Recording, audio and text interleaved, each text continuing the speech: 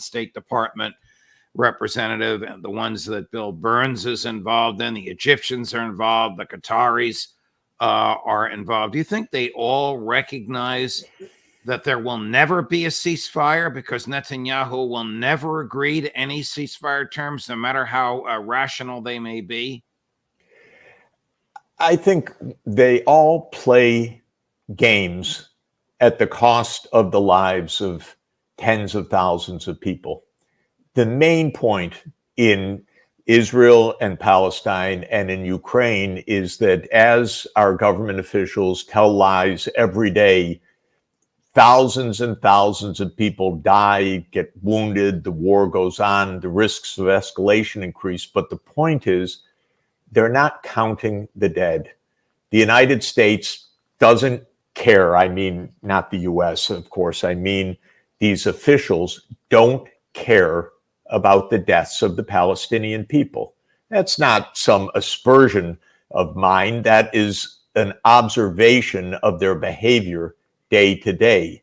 Similarly, perhaps a little more surprisingly, the officials do not care about the hundreds of thousands of Ukrainian deaths to this point, and to the 1,000 to 2,000 dead or seriously wounded every single day on the Ukrainian side.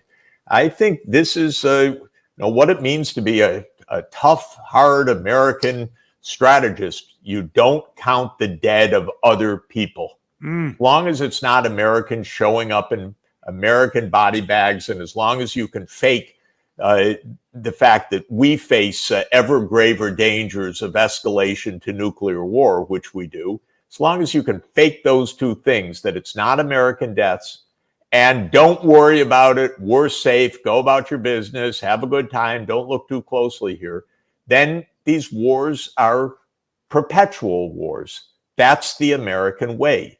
To end a war, you need a political strategy. These wars are not going to end by the military defeat of Russia, nor are they going to end by the military defeat of even the Palestinian people, because they have backers, serious backers. They have backers who say, no, we're not going to accept ethnic cleansing or genocide or apartheid rule. And as long as that backing occurs, then there won't be a military end to this. There can only be a political end. But the whole gambit of the United States is to deny politics. Just call the other side evil, whether it's Putin or Hamas. Don't discuss politics. Don't discuss the fact that there are legitimate interests on the other side. And then the war continues endlessly. That's the game of this administration. It's also the incredible cruelty of the American strategy. And it's also the failure of this administration.